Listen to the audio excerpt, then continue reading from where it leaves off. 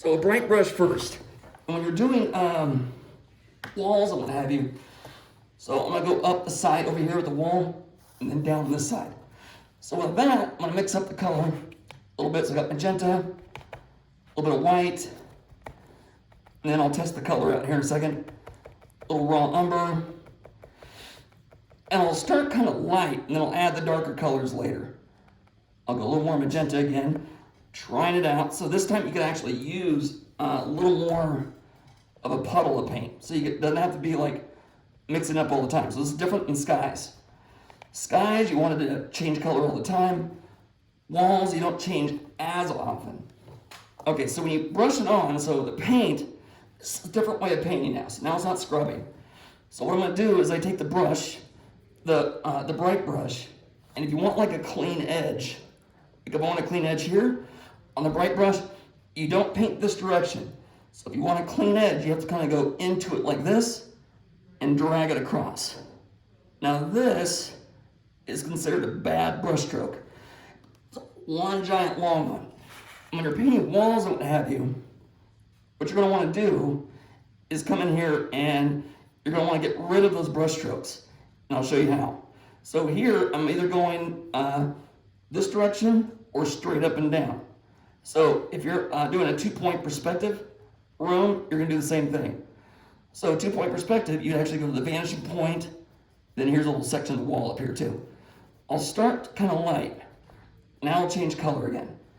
Now I'll go ahead and add another color in there, so like a little bit of the raw umber, and I'm going sideways, straight up and down, but small brush strokes. So if you ever do like a large brush stroke like this, you can at first, but then you want to go over it and hide the one singular brush stroke with a lot of little guys. And value changes, you want to be able to show the value changes. So then I go even like really dark on the bottom. Here's like black, and then I'll fade that up. So I'm doing small little strokes here. And I'll add more magenta. It's like a party of colors. And then I'll blend it out. Now I got a little bit of the white. Now I'll do a little more of the magenta. Now I'm starting to change color more often. And then eventually it'll blend in.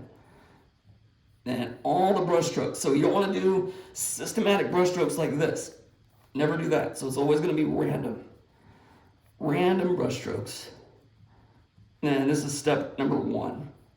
And it gets good here in a second. Okay, so now I got like a good solid base coat, almost. And then I'll do a skinny line down here. Make it really clean. Press it down. And then I'll have to get rid of that singular brush stroke by going back in right up to the very edge and testing it out there a little bit. Okay, so then after you have this much of the wall done, before it dries, you can either use like a sponge or you could even use a paper towel. I'll use a little bit of a paper towel to get rid of the brush strokes. So at first, with the towel, this is not like the cloud though, or the sky. With this, I take a little bit of a paper towel, and then I'm just gonna like tap it in there a little bit, so it has more of a wall texture. Or it could look like dirt if it's on the ground. So I'm coming in here, lightly going over it. And then you can even like scrape through it a little bit. You could have your fingernails go through it. I'm gonna get rid of that brush stroke over there. And then I'll like zoom in maybe a little more too, so you guys can see it better. Hold on one second. I think that's better. All right, so now I'm taking the towel, tapping that on there, fingernail scraping, sure, paper towel, hit it a little bit, it's almost like graphite, kind of. But you want to get rid of all your brush strokes. You put on brush strokes, but then you get rid of them. All right, so now we have a nice, even like texture.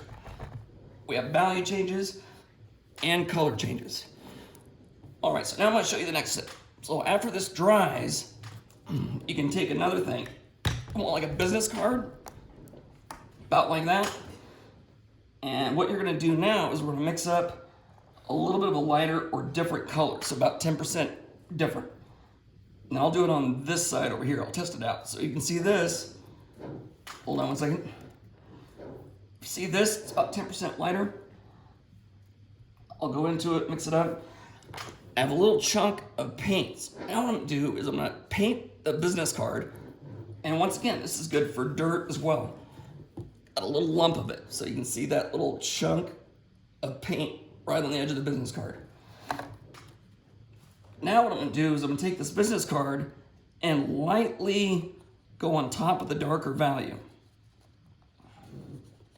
That'll start getting some texture to it. I'll let it blend in here a little bit. And this is all with the business card, kind of like a palette knife almost. Matter of fact, if you had one, you could probably use a palette knife. Then, to get rid of the palette knife look, I'm gonna take more of a damp towel or a sponge and soften some of it. And you'll be able to see the darker values kind of peeking through. And then these techniques will allow a lot more of a texture to it, more interest, a lot of layers, kind of like the sky. These kind of textures, if you look up Matteo Massagrande. Matteo Massagrande does a lot of these kind of textures that are pretty good. And I'm gonna get rid of some of this as well. And I'll fade it in, so you don't want like too much of a systematic approach to it. Now I'll tap that in there. And then another technique you could use, instead of a palette knife, you could use the side of the brush in the same manner. And I'll show you to do that. All right, so now I have the bright brush again.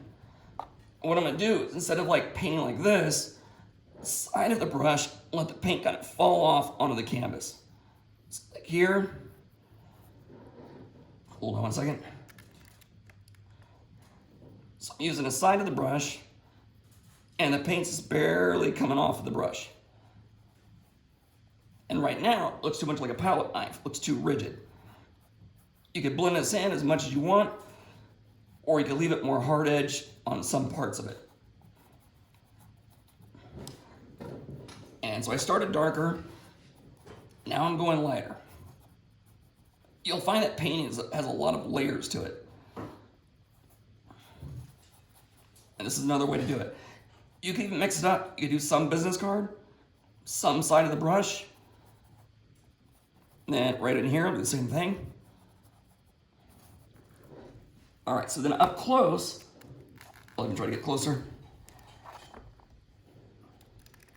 All right, so there you can kind of see all the different textures that I have in there. And now I'll take the wet towel, or you can use a sponge, and I'll soften some of it. So this is too rigid right here. Come in there and add a little bit more of a texture to it. And here I'll get rid of the texture. I'll leave some of it. Barely tapping it in there, so then it has a lot of layers to it. You don't want to do one color. That'll look terrible. All right, and all the way on the bottom here. It's kind of glary, a little hard to see. Maybe you could bend it up here a little more. All right, so then if you want to add details to this, like if you're doing like a dirt or something, or a different kind of wall, you could do like a little shade of something, shade of the color. I'll do magenta, black, and brown. Then you could come in there and make a little mark on it, kind of like this, a little slash. I'll do another little big pocket right here. This is a shade, so I took the same wall color, and I added a little bit of black to it to make a shade of that value. And I'll do like a little patch here. And another one right here. All right, so now I have these little nuggets. Now what I do is I'll do like a really dark black line, solid black on the top. So it looks like it goes in a little bit. Some of these techniques we used in creating textures in the portrait assignment. All right, so I have a little dark edge up there. Then I'll rinse out the brush, and I'll come in with a little bit of a highlight on the bottom side, so away from the light source. Right here, just a little tint. You have a tint, shade, and the black line. Down here, I'll do the same thing.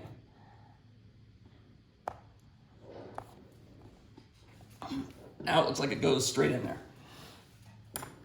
And if you wanted to make even more old looking or whatever, you can rinse out your brush, dip it in like burnt sienna or burnt umber, and you could have some of these little drips coming down. I'll show you that.